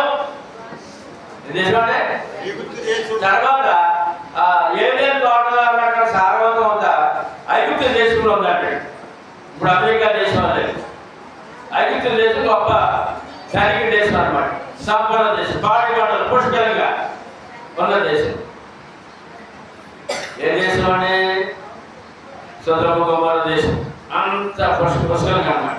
ఇప్పుడు కాలిపోక ముందు ఏమంటే ఆ యొక్క హాలీవుడ్ లేకపోతే ఆ యొక్క లాస్ ఏంజల్స్ ఎంత సొంతంగా ఏదైతే తోటలో ఉంది కాలిపోయి ఇప్పుడు దగ్గర ఆ సొదొమ గొమొర్రా కూడా అలాగే ఉన్నాయి.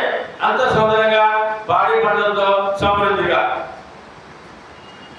యేషుకేలు గ్రంథంలో వారు ఎందుకు దుర్మార్గులు అయ్యారు, ఎందుకు పాపికి అయిపోయింది అది 16:49-50. యేషుకేలు నీ చెల్లెలైన సొదొమ దోషం ఏంటనగా సొదొమ గొమొర్రా పట్టణాలని దేవుడు అక్క చెల్లెలు అంటాడండి. అదే సొదొమ గొమొర్రా పట్టణాలని అక్క చెల్లెలు అంటారు. మనకు కూడా జెండాగా ఉంటాయండి. హైదరాబాద్, సికింద్రాబాద్ అండి, పాత బొంబాయి, కొత్త బొంబాయి, పాత మద్రాసు, కొత్త మద్రాసు ఉంటాయి కదా పట్టణ జంట నగరాలు.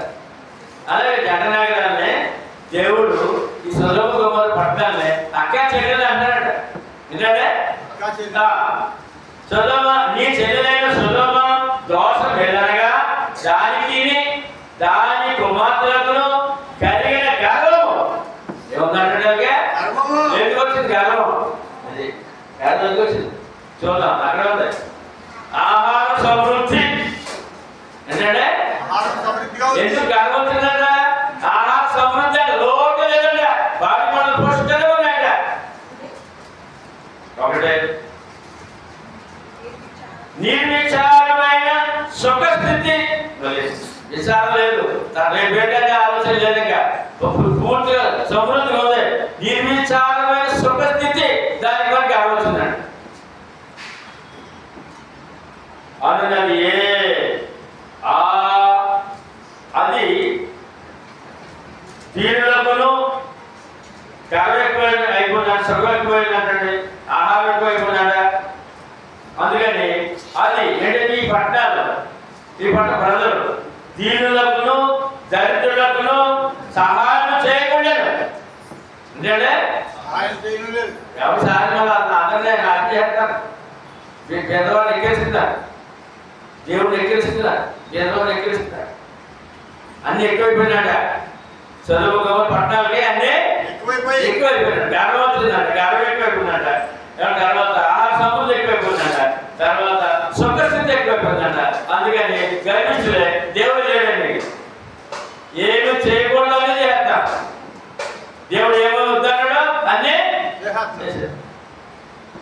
ఇదే స్థితి ఇక్కడ మనం చూసిన లాస్ ఏంజల్స్ అమెరికా దేశంలో సంపన్న దేశం, సర్వసుఖాలు, గర్వం ఏమొచ్చిందానికే గర్వం. ఆదికాండం 19:5 ఏం చేసినట్టు ఇంకేమున్నాయి మీ దగ్గర నాశనం అయిపోతుంది కారణం. లోతును పిలిచి ఏమండి ఈ పట్టాలు నాశనం చేయడం దేవతలు వచ్చాడు, దేవుడు దేవతలు పంపించాడు. ఆ పట్ల అగ్నితో కాల్చేయండి, ఒకసారి చూడండి, చూసి తెల్లవాడు కాల్పడండి అని దేవతలు పంపించాడు. దేవతలు ఎలా వచ్చారు? పురుషులుగా వచ్చారంట.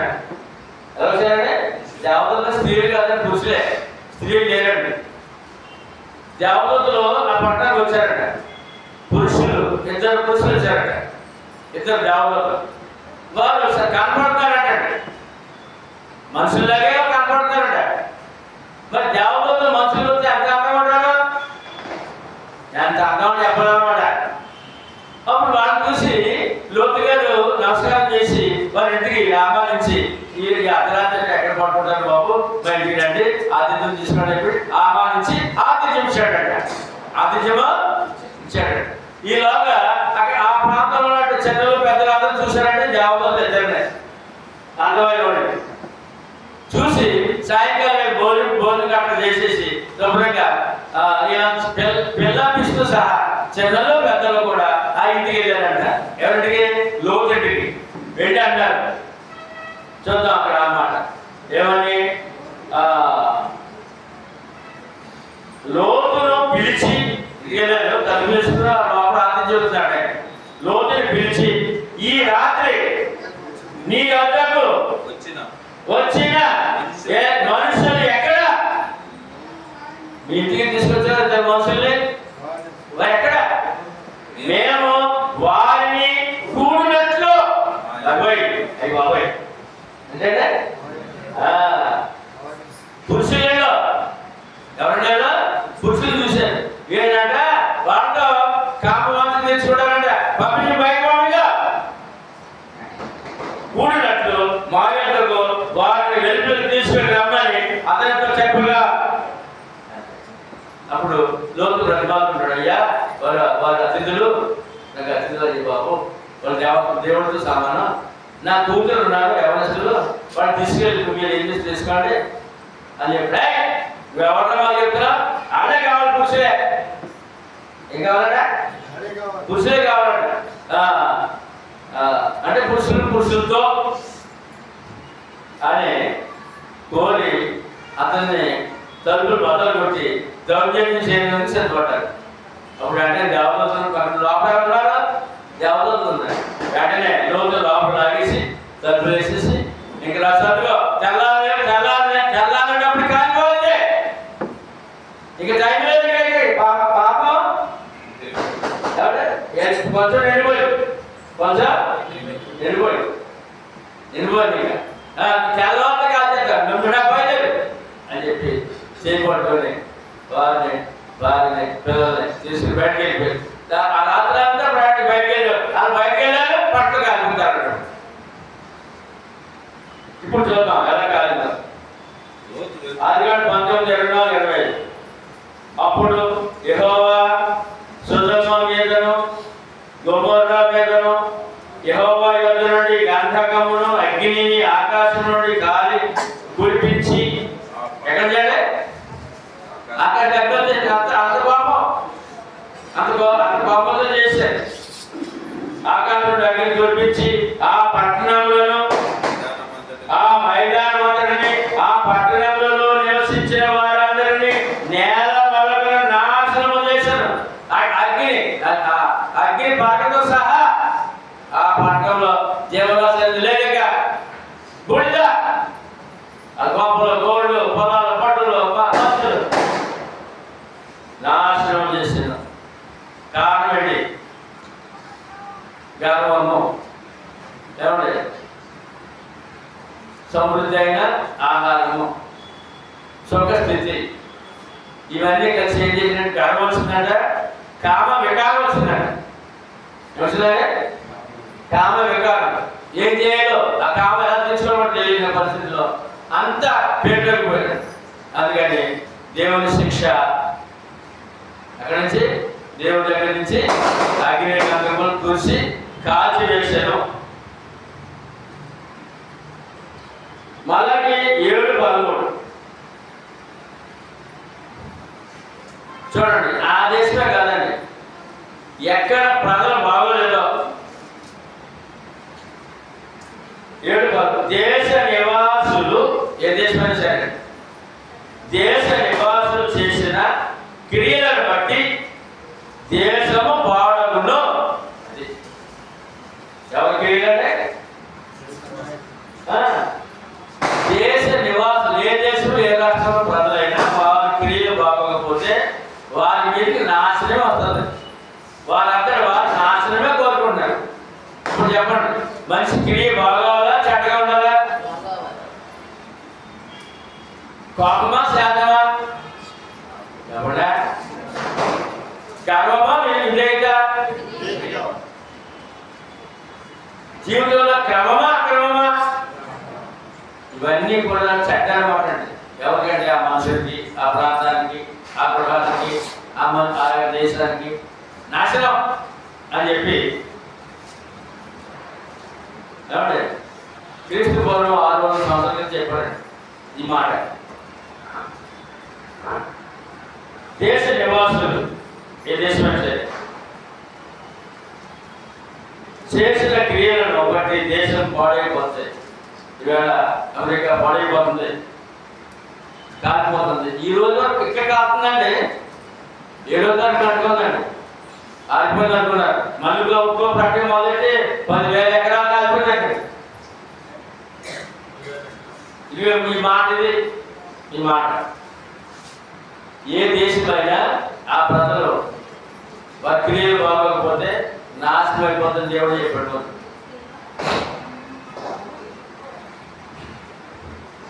చాలా మంది అన్నారు క్రైస్తవ లోకంలోనే ఇక్కడ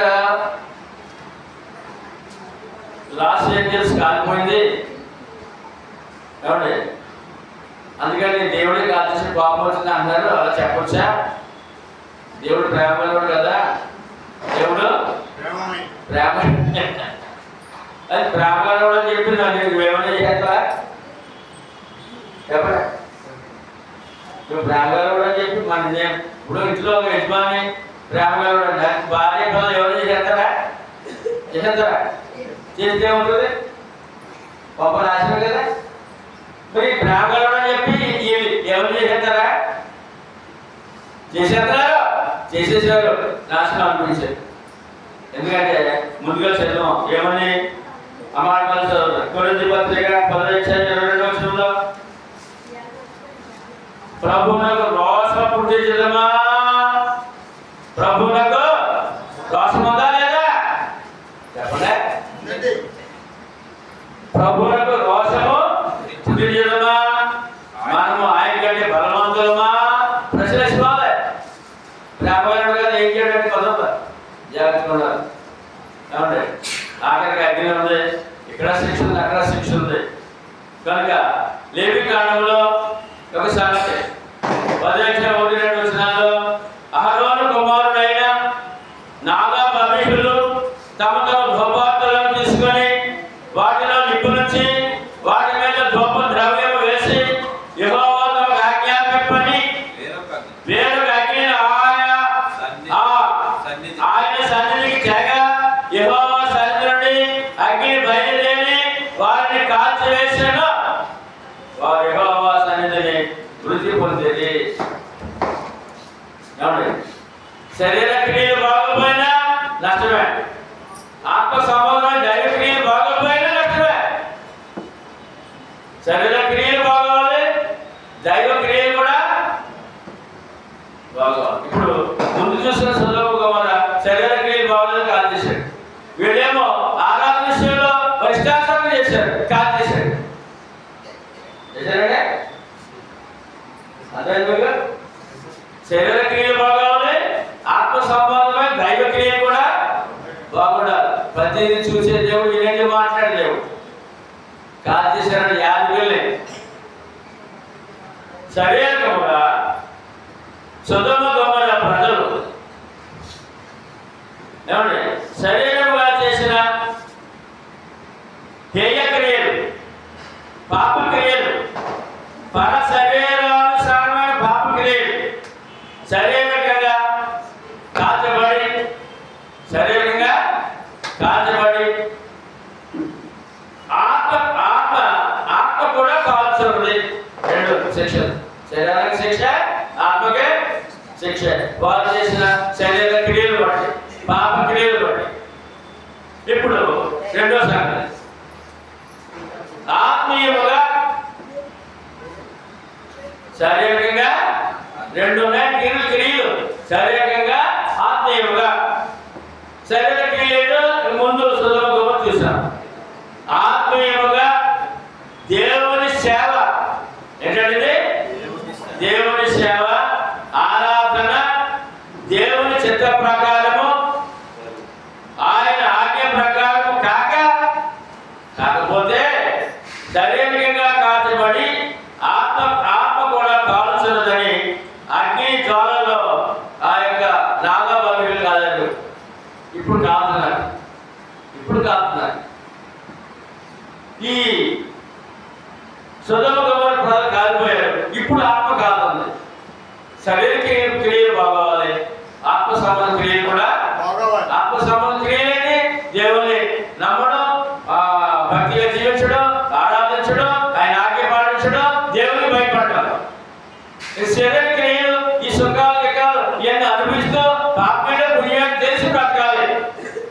పాపమేడ పుణ్యమేడ తెలిసి బ్రతకాలి. రెండింటికి కూడా శిక్ష ఉంది. శరీరానికి శిక్ష ఉంది, ఆత్మకే. అంటే మనం చేసిన పాపానికి ఇక్కడ కొంత శిక్ష అనిపించాలి. అనిపించాలంటే అనిపించాలి. తర్వాత ఆత్మ శిక్ష ఉంది. రెండు శిక్షలు ఉన్న ప్రమాదం ఉంది. దేవుడు ఎంత జాగ్రత్తగా ఉన్నారండి, ఎంత జాగ్రత్తగా. ఎందుకంటే చనిపోయిన తర్వాత లాజరు ధనవంతుడు చూసాం కదా, చనిపోయిన వెంటనే ఆత్మలు లాజరు ధనవంతుడు చూసాం కదా, ధనవంతుడు ఆత్మ అగ్ని జ్వాలలో కాల్చున్నప్పుడు అతను ఆత్మక్రియలు బాగలేదు, శరీర క్రియలు బాగలేదు. ఇప్పుడు కూడా కాపుతాడు అని చెప్పి యేసు ప్రభువు చెప్పారు. కనుక శరీర క్రియలు బాగోవాలి. ఏమంటే శరీర ధర్మాలు, కుటుంబ ధర్మాలు పాటించుకుంటూ జీవించాలి మానవుడు. రెండవది దైవ ధర్మాలు పాటించి జీవించినట్లయితే శరీరానికి క్షేమమే, ఆత్మకే క్షేమమే. క్షేమం కావాలా, నాశనం కావాలా? రైట్. క్రీస్తు రెండవ రాకడలో మళ్ళా ఇక్కడ కాలుతున్నాడు ఆత్మలు. ఇక్కడేమో భౌతికంగా శిక్ష అనిపించేశారు, మళ్ళీ ఆత్మగా శిక్ష అనిపిస్తున్నారు. మళ్ళీ క్రీస్తు రెండవ రాకడలో మత్తయి సువార్త 25:41 అప్పుడు ఆయన ఎడమవైపు ఉండేవారిని చూసి, శపింపబడిన వారులారా, నన్ను విడిచి అపవాదికి వాని దూతలకును సిద్ధపరచబడిన నిత్యాగ్నిలోనికి పోవుడి. ఇక్కడేమో శరీర శిక్ష, శరీరానికి నీళ్ళు పడి. ఆత్మీయంగా సరిగా దైవత్వం లేకపోతే ఆత్మ నిత్యం కాలిపోతుంది. యేసు ప్రభువు వచ్చిన తర్వాత నిత్యాగ్ని పంపేస్తారట. నిత్యాగ్నికే పంపేస్తారు. మార్కు సువార్త 9:48 అందరూ చెప్పండి. నరకమున వారి పురుగు చావదు, అగ్ని ఆరదు. ఆత్మకు చావు లేదు, అగ్నికి ఆత్మ లేదు. అదే నరకం అంటే. అది బాబోయ్ అనాలా? అది ఏమన్నా? అది బాబు ఎంత ప్రమాదం ఉందా అన్నది. కాబట్టి అసలు ఎవరు చేపడదు, చేపట్టినటువంటి లేదు మనకి ఈ వాక్యాలు. అంటే అగ్ని ఆరదు, పురుగు అంటే ఆత్మకు చావలేదు, అగ్ని ఆత్మలు. అది శిక్ష నరకం. ఎంత భయపడి జీవించారు దేవుడికి చెప్పండి. ప్రకటన 1:28 పిరికి వారును, అవిశ్వాసులను, అసహ్యులను, గర్భాంతకులను, వ్యభిచారులను, మాంత్రికులను, విగ్రహారాధకులను, అబద్ధికులందరూ అగ్నికాంతముతో మండు గొడవలో పాలు పొందుదురు. ఇది రెండవ మరణం. ఆత్మకు శిక్ష, అగ్ని కాంతముతో మండు గొడవ. ముందే ఉంది శరీర క్రియకి శిక్ష ఉంది. ఆత్మ క్రియలు బాగోకపోతే దైవత్వం ఏంటో, దేవుడు ఏంటో, రక్షణ ఏంటో, ఆత్మేటో, పుణ్యం తెలియకుండా జీవించేస్తే ఆత్మకే శిక్ష కాలిపోతుంది. మళ్ళీ ప్రభు వచ్చిన తర్వాత అగ్ని కాంతంలో మండు గొండాలు పంపేస్తారు. రెండోసారి ఆత్మ కూడా శిక్ష, ఆత్మ కూడా నిత్య శిక్ష. ఏ శిక్ష అంటే నిత్య శిక్ష. ఆఖరి భవించుకుందాం. ఈవేళ లాస్ ఏంజల్స్ కాల్పడినటువంటి ఆ కాల్పు అగ్ని చూస్తుంటే నాకు విషయం జ్ఞాపకం వస్తుంది. లోకం అంతా ఏ విధంగా కాలిపోతాం. యుగాంత మందు, ఇప్పుడు యుగాంతానికి వచ్చింది వాక్యం. యుగాంత మందు జరిగే అగ్ని ప్రళయం ద్వారా సృష్టి నాశనం గురించి వ్రాయబడింది బైబిల్లో ప్రతి వ్రాయబడి ప్రతిదీ జరుగుతుంది. ప్రతి దానికి మనం భద్రమైన మానవుడు భద్రుడై ఉన్నాడు. వాక్యానికి భద్రుడై ఉండాలి. వాక్యం ద్వారా తీర్పు, వాక్యం ద్వారానే తీర్పు. కనుక యుగాంతమందు జరిగే అగ్ని ప్రళయం ద్వారా సృష్టి నాశనం గురించి రాయబడింది బైబిల్లో. 2 పేతురు 5:3-5 చూద్దాం. ఏలయనగా పూర్వం నుండి ఆకాశం ఉండననియు నేలలో నుండి నీళ్ల వలనను సమకూర్చబడిన భూమియు దేవుని వాక్యం వలన కలిగిననియు వారు బుద్ధిపూర్వకముగా మరతుడు. ఆ నీళ్ల వలన అప్పుడున్న లోకము నీటి వలన మునిగి నశించేను. లోకమంతా ఒకసారి నీటిలో మునిగి నాశనము అయిపోయింది. వాళ్ళలో ఉన్న వారు రక్షించబడ్డారు. అది మనకి చరిత్ర. ఏమండి? ఒకసారి అయిపోయింది. రెండోసారి రెడీగా ఉందంట. రెండోసారి ఎలాగండి? అయితే ఇప్పుడున్నలో ఆకాశము భూమియు భక్తిహీనుల తీర్పును నాశనమును జరుగుతున్న వరకు అగ్ని కొరకు నిలువ చేయబడినదై అదే వాక్యం వలన భద్రము చేయబడి ఉన్నది. ఇప్పుడు ఎందుకుందట? ఈ భూమి ఆకాశము అగ్ని కొరకు ఉందట. ఎందుకంటే అంతకుముందు నీటిలో ముంచేయబడ్డాడు. ఇప్పుడు అగ్నితో కాల్చేస్తానని దేవుడు చెప్పాడు. ఎప్పుడో తెలియదు, ఎప్పుడో తెలియదు. ఏమండి?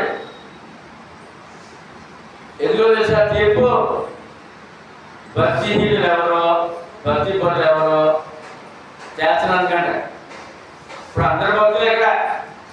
అందరూ ఇప్పుడు ఈ సృష్టి నాశనం చేసేసి ఆయన దగ్గర భక్తి పనులు ఎవరో, భక్తిహీనులు ఎవరో నిలబెట్టాలి కంట. కాబట్టి అగ్ని కొరకు రెడీగా ఉందంట. జన చేయబడిందంట. ఏ రోజు కాదో తెలియదు. ప్రియులారా, ఒక సంగతి మర్చిపోకడి. ఏమనగా ప్రభు దృష్టికి ఒక దినము 1000 సంవత్సరముల వలెను, 1000 సంవత్సరములు ఒక దినము వలెను ఉన్నవి. కొందరు ఆలస్యం ఎంచుకున్నట్లు ప్రభువు తన వాగ్దానమును గురించి ఆలస్యం చేయవాడు కాడు. రెండోసారి వస్తారు. అలా కనపడగానే భూమి ఆకాశం కాదు. ఆలస్యం చేయవాడు కాడు. కానీ ఎవడును నశింపవలనని ఇచ్చయ్యగా అందరూ మారు మనసు పొందవలనని కోరుచు దేవుని కోరికేటండి. దేవుని కోరికేటండి.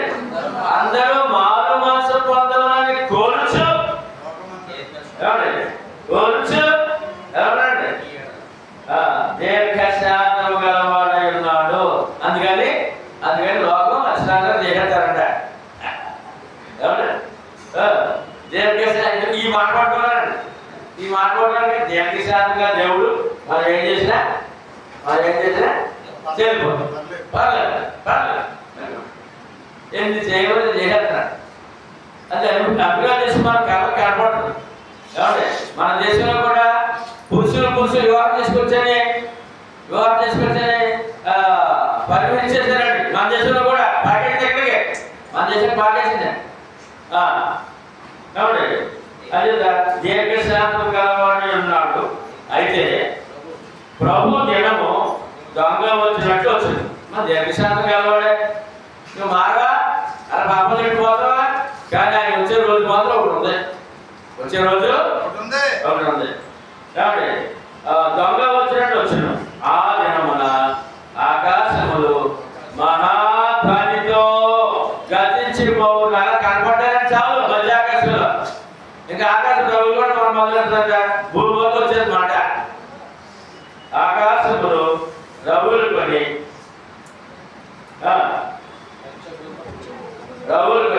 మహాధ్వనితో గతించిపోవును. పంచభూతములు భూమి, ఆకాశము,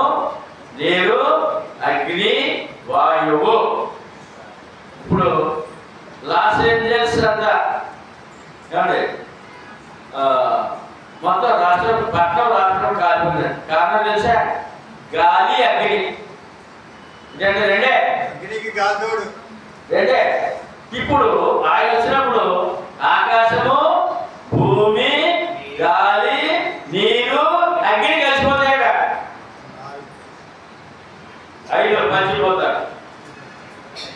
ఆకాశ మహాదము గతించిపోవును, పంచభూతములు ఎక్కడపై వేండంతో లయమైపోవును, భూమి దాని మీద కృష్యములు కాలిపోవును. భూమి దాని మీద కూడా కాలిపోవును. ఇవి అన్నిట్లు లయమైపోవును కనుక ఆకాశం రగులుకొని ఆకాశం అనుకోదు పడుతుంది.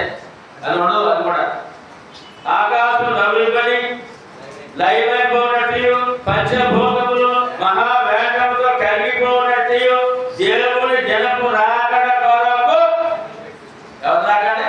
ఎవరండి? అది మర్చిపోయాడు మొత్తానికి. యశ్వరం దేవుడు కదా. ఇదో మన క్రైస్తవుల్లో గొడవ, క్రైస్తవులు గొడవ. ఏమని? ఆయన దేవుడు. మరి రెండోసారి ఎవరా? ఎవరండి? ప్రభు. మన ప్రభు రక్షకుడు. మన రక్షణ పొందో కాపాడు పడవ తీసుకెళ్ళి వస్తాడంట. ఏమండి? దేవుని జనపు రాకడ వరకు కనిపెట్టచ్చు, దానిని ఆశతో అపేక్షించచ్చు. మీరు పరిశుద్ధమైన ప్రవర్తనతోనూ. అది శరీరానికి ఎలా ఉండాలండి? శరీరానికి ఎలా ఉండాలండి? పరిశుద్ధమైన ప్రవర్తనతోనూ. రెండోది ఆత్మీయ భక్తితోనూ ఎంతో జాగ్రత్త. ఏంటంటే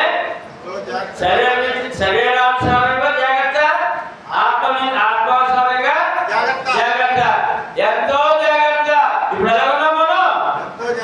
ఎలాగా? శారీరకంగా జాగ్రత్తగా ఉన్నాం, ఆత్మీయంగాను ఉండాలి. ఎంతో జాగ్రత్త గలవారే ఉండవలెను ఆజ్ఞ.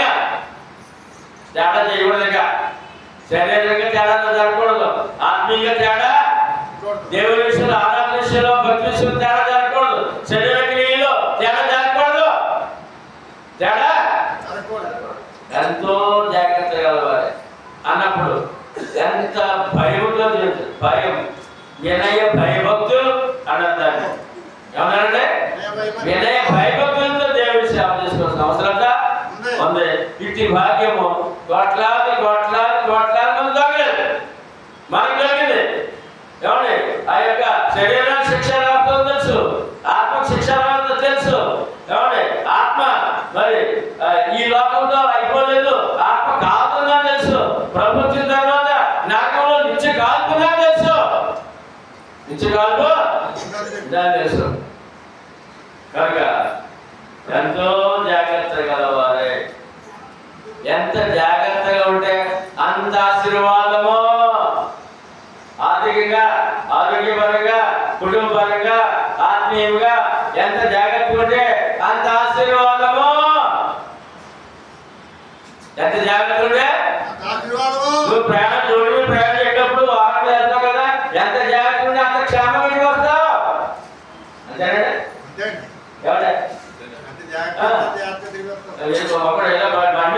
మొదలెడతాడండి. ఇలా తిరుగుతాడు, ఆ బండి ఇలా తిరుగుతాడు. ఎక్కడ కట్ట గొడవలు పడిపోతాడంటే బండి ఎక్కడ ఎలా ఉండాలి? ఎంత జాగ్రత్త, ఎంత జాగ్రత్త. నీ ప్రయాణము దేవుళ్ళు ఎంత జాగ్రత్త, అంత జాగ్రత్త. ఎంతో జాగ్రత్తగా ఉంటే క్షేమమేండి, లాభమేండి, మేలండి, ఏమండి, ఆరోగ్యం అండి, ఆయుష్ అండి, ఐశ్వర్యం అండి, సంతోషం అండి, తృప్తి అండి. ఇవన్నీ ఉన్నాయండి. ఉన్నాయండి? ఉన్నాయి. జాగ్రత్త ఉందామా? సామెతలు 30.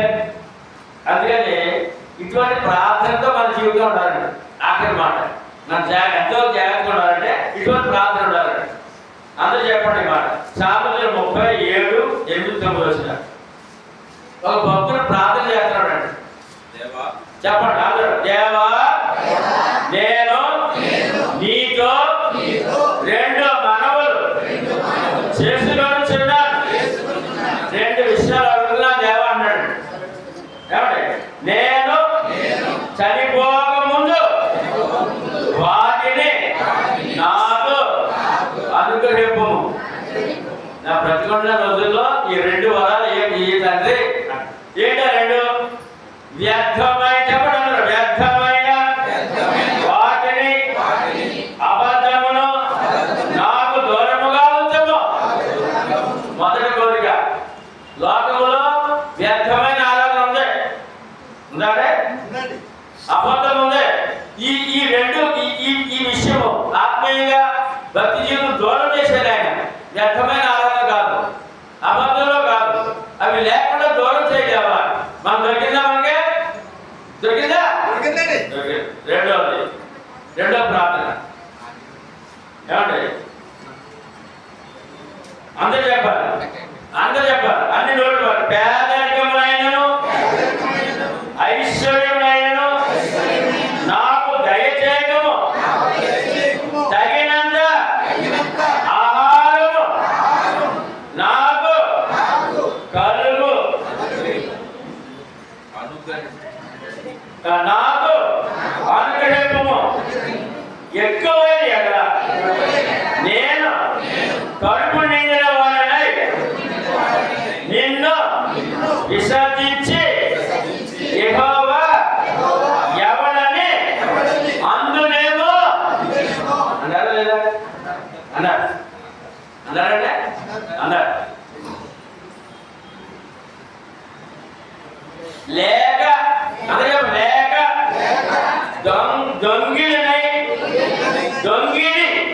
దొంగనై నా దేవుని నామమును దూషించునేమో. పేదరికం వద్దు, ఐశ్వర్యము వద్దు, మధ్యరంగం వచ్చి బాబు. ఎలాగంటే ఈ ప్రార్థనతో మన జీవితాలు నడిస్తే ఎంత క్షేమమో, ఎంత లాభమో, ఎంత ఆరోగ్యమో, ఎంత ధైర్యమో. కనుక ఆ విధంగా ప్రయాణం చేద్దాం. ఈవేళ మన పాఠం ఏంటంటే నేటి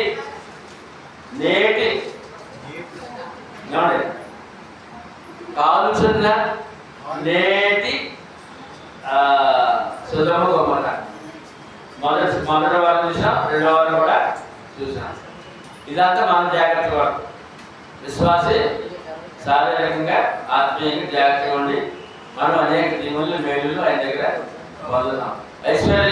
ఐశ్వర్యంతో అవ్వాలంటే ఆయన ఇస్తాడండి. అది జాగ్రత్తగా గర్వించకుండా ఏమండి లోపడి ఇతరులకు సాయం చేస్తూ అందులో కొంచెం భాగం పంచుతూ ఏమండి నేను నాకు అంతరం కదా అంత పని దేంతో పని గర్వంగా కాకుండా మన దేవుడి చిన్న దాంట్లో ఇతరులతో కూడా ఆ సహాయక అవసరం పంచిపెడుతూ అనగా మన మన మన వంతుకుని గుంపులు విప్పుతూ ప్రయాణం చేశాం. కానీ దేవుడు అన్ని ఇచ్చేవాడే, ఎవరివాడు మాత్రం కాదు. నువ్వు గర్విష్ట అవ్వకుండా ప్రయాణం చేయాలి. లేక ఆ ఉన్నదాంతో ఇంకా వెర్రి తల వేసి వెర్రి వేషాలు వేసినట్టయితే ఆయన చూసేవాడు, వినేవాడు, మాట్లాడే దేవుడు. మీ అందరూ వందాలు.